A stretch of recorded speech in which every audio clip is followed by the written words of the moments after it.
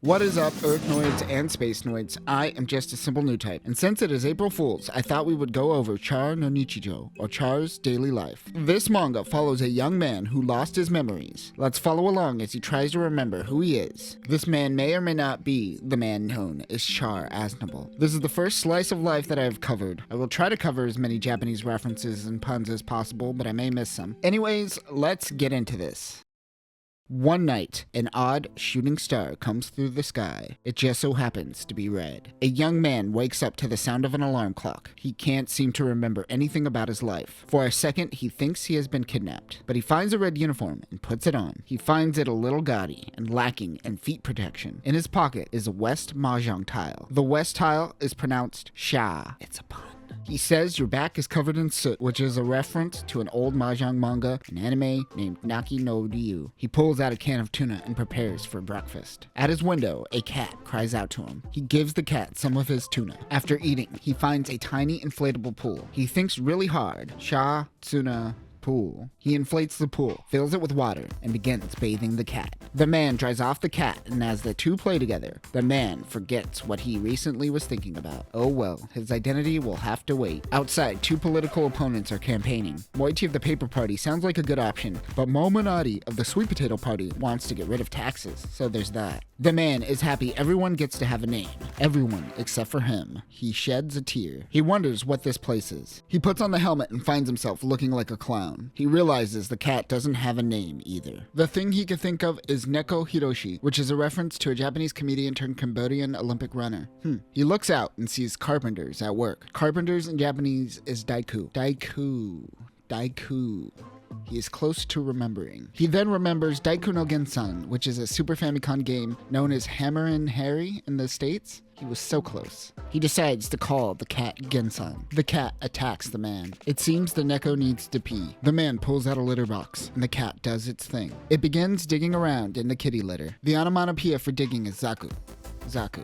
It is decided the cat's name will be Zaku, but what is his name? Someone knocks at the door. He has a package, but the delivery man needs to confirm and stamp his name. Oh no. The delivery driver confuses a Mahjong tile for a Hanko stamp. A Hanko stamp is used to sign things and conduct business in Japan. Pretty outdated, but still used. He stamps his name with the West tile, pronounced Nishi in Japanese. He doesn't feel like that name quite fits. He was so close. The man turns on the TV while he opens the package. He notes there is no address on it. On TV, a news reporter is talking about a thief who steals only red underwear. They show a vague shape on the news that looks like his outfit. He opens up the package to find red underwear. He doesn't believe that he is the person the news is talking about, but he takes off his uniform. Suddenly, there is a knock at the door. It is the police. He ties the red underwear to make a rope. He tries to grab Zaku, but he then decides to talk to the police instead. He introduces himself to Mr. Nishi, and the police seem to have gotten the wrong place. The landlord is with the police. She says to make sure rent is on time. As she walks away, she hears a cat meow. The landlord looks inside the man's house to find the package. She says that it is her package and it must have been delivered to his house by mistake. She asks if he looked inside. Of course he lies. Later that night, the news reported that the man dressed in a Gundam cosplay was arrested for stealing panties. From that day on, the man had nightmares of his landlord in lingerie. The man is struggling to pick between the generic ramen or the red, spicy shin cup. You know which one this is referencing. He says he is not a fan of spice and should probably play it safe, but he decides to go with the spice. As he is boiling noodles, he is looking for a bowl. He doesn't have a bowl, but he realizes that he has a bowl-shaped hat. He pulls out the spicy MSG package. On the package, it says, "Do not use the whole packet. May cause temporary memory loss." He adds it all. As he takes a bite, he remembers vague memories of what appears to be voice actors. He decides that he needs to go out shopping and buy a bowl. He puts on his uniform and starts to head out, but he can't forget his helmet. As he places it on his head, all the hot ramen splashes down on his face. The landlord comes to check on him, but he tries to play it cool.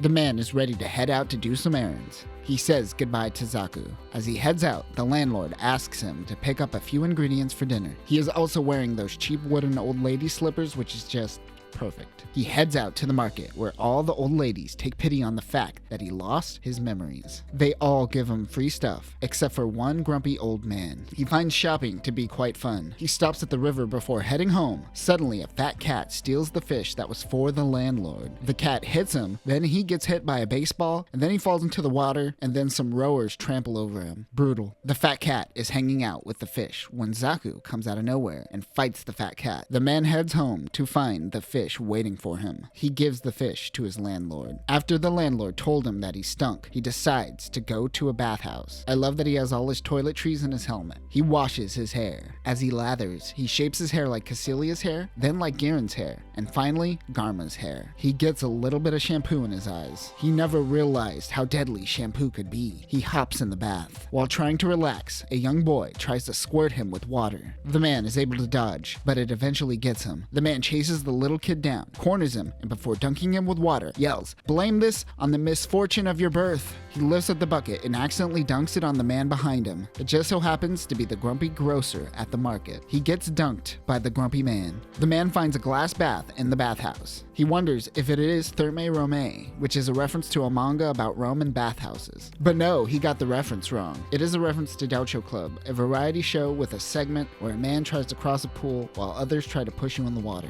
Oh no, he is now on TV. The man pushes him into the water. Of course he fails. The man who pushed him in says "Kurimpa" and puts on a hat. This is a reference to the variety show, but I feel like it's also making a pun about Char I just can't put my finger on. He passes out and wakes up. As he leaves the bathhouse, all he can remember is Kurimpa. The landlord tells the man that he has a visitor. It just so happens to be his sister. She squeezes him so hard that it cracks his back. She puts a heat pack on his back and says that her name is Sayla. He still isn't sure that she is his sister. She starts naming people in their families, but that really doesn't help him. They decide to go out. She starts leaving a trail of biscuits and wonders if she is smart and leaving a trail for someone. Birds attack her. Nope, not smart. He places her in a box and has her hold a sign that says, "Please give me a home." The man hides behind a sign that says, "Be wary of predators in this area." Smooth. He decides to take her shopping for clothes. He buys her an outfit and returns home. He wonders if she will be okay, and then wonders if he has a sister complex. But then he says, "Nah, I'm more of a mom guy."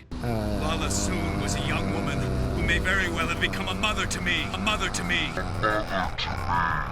Yeah, that checks out. When he reaches his home, he finds Sayla waiting for him. He forgot that she knows where he lives. The man and Sayla are getting ready for bed. She is sad that they are sleeping in separate futons. After he falls asleep, Sayla rolls over into his futon and takes his comforter. Because of this, he wakes up with a cold. Sayla makes him what looks like rice porridge. It's called kanji in Chinese cuisine, but I actually don't know what it's called in Japanese. It is too hot for him, so Sayla helps by cooling down the dish. Unfortunately, she blows it all over his face, burning him. She gets up and goes to grab some ointment, but it isn't ointment, it's spicy mustard. He is trying to get some rest while she concocts something. She is finished with her mystery potion. As he drinks it, it literally gives him Vietnam flashbacks. He sees more than one of him. They are all heading an attack. He is clearly having some fever dream. Sayla then decides to suplex him. What is happening? He ends up waking up feeling fine. As Sayla wakes him up and hugs him, he says he will take this over that sickness again. The man is watching TV. Sayla decides to head out to buy groceries for dinner. He plans on stalking her to find out who she really is. Zaku goes out with Sayla. She wonders what she should get. As she asks this, she falls on the floor and finds a straw. He writes down straw as he stalks her.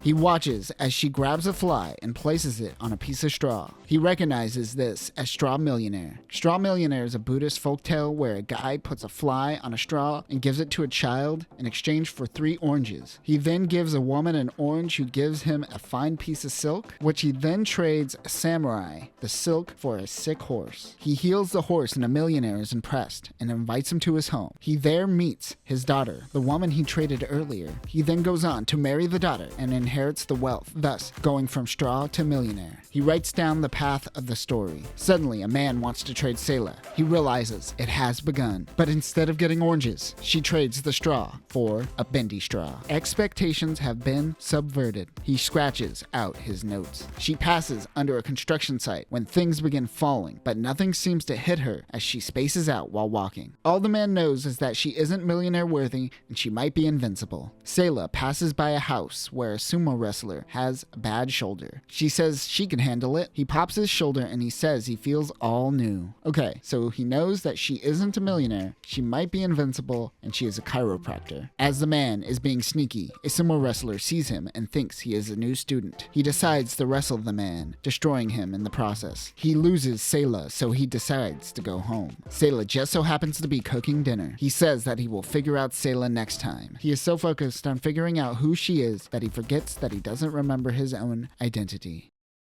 That will do it for this episode. This was a fun one. It probably won't be in weekly rotation, but I will bring it back when I want to make a video that isn't as research heavy and just a light-hearted story about a man doing mundane things. Next time, the man possibly named Char will scheme, he will mourn, and he will also be bald. But until next time, new types, don't get too distracted from your main goal. It might turn out hilarious. Peace.